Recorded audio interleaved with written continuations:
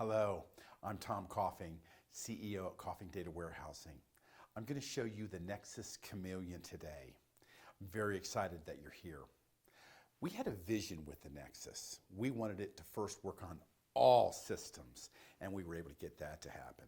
Then we wanted to integrate between all systems, but our biggest advantage was the ability to load the C.A. Irwin modeling data from those brilliant modelers, and then we could build things visually and we could automate so many processes. As a matter of fact, I'm going to challenge you today. I think we're going to show you a wide variety of things in this demo that you've never seen before, and that's really the challenge that I'm putting forward to you today. Let's see the Nexus in action. As you can see here, my Nexus is connected to many systems.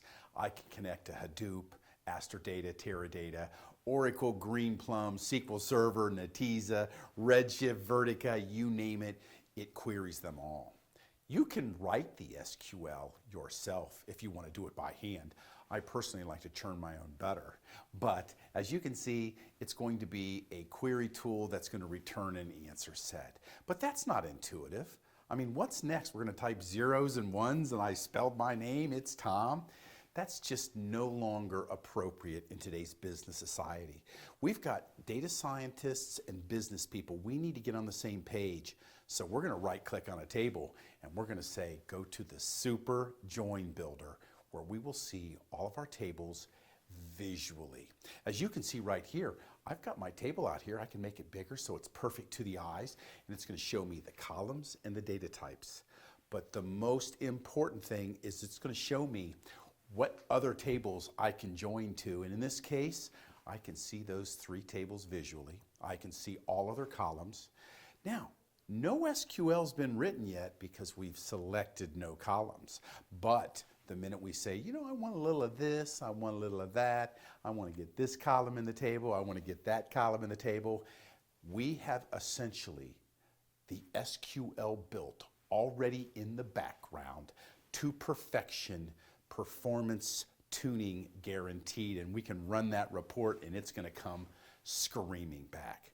That is the future of desktop computing. Now, we've got data scientists out there that want to take this a whole lot further. We can actually go out and say, you know what? I'm going to cube this table and it's going to show me everything that it can join to. You can't break this thing. I can move stuff around. I can actually make it bigger or smaller. I can see those relationships and I can even put it back. No SQL has yet been written because we've clicked on nothing. But let's look at the power here. I'm going to begin to select the columns I want on my report across all 5 of these tables now. With each click of the mouse, that SQL is being built to perfection, as you can see here. But you know, I can take this much further. We don't just build it by pointing and clicking. I go to the columns tab and now I can see at the top all the columns on the report in order, and at the bottom the ones that weren't selected. So I can begin to move things around until that report looks exactly like I want. If I fail to get the columns on the bottom that I want on the report, I can drag those up too, and I can put these in the exact position of the way the report is meant to look. When I'm satisfied with that, I can see that the SQL has once again been built to my specifications. But let's sort this data. I go to the sorting tab. All I got to do is point and click, and I've now got those sort keys in there. And you know what? Great to do inner joins, but why not do some outer joins? When I go to the joins tab, I can do an inner and an inner. I can change to a right outer join and a left outer join. That SQL is built. But the most important thing, when I go to the Where tab, it is going to show me the underlying indexes of all of these base tables. And I can actually put that in knowing that this is a primary index or a primary key or a distribution key, and that is going to be why that report comes back very fast. You've got to think about the performance impact on these systems. You've really got to know what you're doing here. Now, what I'm going to show you now, I don't know has ever been seen before by anybody. I'm going to go back and do my Super Join Builder, and I can see that I've got this table that joins to this table that joins to this table. Those are all on Teradata. But I'm now going to join an Oracle table and a SQL Server table together, and I've got my 5 tables right here. As I begin to point and click on the columns that I want, the SQL will be built as if it were all coming from one system, because that's really the clever thing that we're able to do here. Once we pick the columns that we want on the report, it's all set to go. Just to iterate, the tables at the top are from Teradata, and the 2 tables at the bottom are from Oracle and SQL Server. Now, I'm going to be able to hit the execute button, and what's going to happen is the Oracle table and the SQL Server table are going to be talked to from Teradata. It's going to go from memory to memory. We're going to stream this as fast as possible, and that data is going to come over here, and it's not going to take us very long. As a matter of fact, most users would think this is coming from a single system where that report is going to come back, and you have just seen your first cross-system join. This is the future of all computing. Data's gotten so big you can't keep it on one system, so you have to learn how to be able to integrate across the entire enterprise. And if you can do it efficiently, like we're doing it here, this is what the user is going to see, that beautiful looking report. And that is what I call a real paradigm shift in our industry today. Took some things to get it done. We have to be able to convert data between the different systems, and we have to be able to move it just rapidly as can be. Imagine that you have to take an Oracle system and move that over to Teradata. You got to convert the DDL, you got to get the load utilities working. This usually takes people about 6 weeks for this project. It's not going to take 6 weeks. I'm going to kick this off right now by a few points and clicks, and that data is moving. I'm going to see first it create the DDL. That's converting from Oracle directly to Teradata. I told it to drop any of the data that's already out on Teradata. It's doing so, and then it is just streaming and flying, moving that data from Oracle directly to Teradata. You see, nothing's coming from the PC.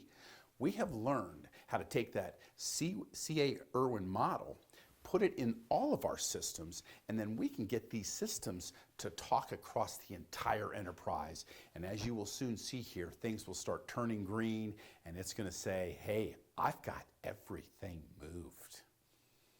It works the same way on SQL Server. This is the way large organizations now are integrating all of their systems into one. Now, once you've brought back all these different beautiful answer sets by combining Hadoop and Teradata and SQL Server and Oracle, or any system you want to query, Vertica, Redshift, Parexel, any one of them, you can put those in the garden of analysis. Here I've got my answer set in the garden of analysis where I can requery it, and all processing is done inside Nexus, inside the PC. This is another futuristic design that we love. Here I'm going to go get all my grouping sets, my group by cube, my group by roll-up, by just dragging and dropping some things at the top. I can do the same thing with ordered analytics. We actually have some systems that can't do the ordered analytics, so we can bring them back inside Nexus, and the next thing you know, we're dragging and dropping, and we're going to be able to see cumulative sums, moving differences, moving averages, counts, max, mins. We'll also be able to have everything reset on product ID breaks, and that's why we partitioned. Drag, drop, see these reports. Now, what I'm going to show you next is one of my favorite things. We're going to want to be able to graph and chart everything, but we don't need to make this a difficult process. We want to be able to graph and chart very easily and then share this information with a wide variety of people. Look what I'm doing here. I'm dragging and dropping, once again, what I'm going to look for in all of my graphing and charting. Then, instead of picking just one report, I'm going to decide to do a ton of them all at once, and then it goes into the dashboard. I'm going to be able to set myself a slideshow and just look at this stuff come back time after time. If I see a graph or a chart that I really want to pause on, I can pause and check that out. I could also scroll it across the screen. Just sit there and drink some coffee at the desk, see it scrolling. Once again, if I see something I like, I just pause that.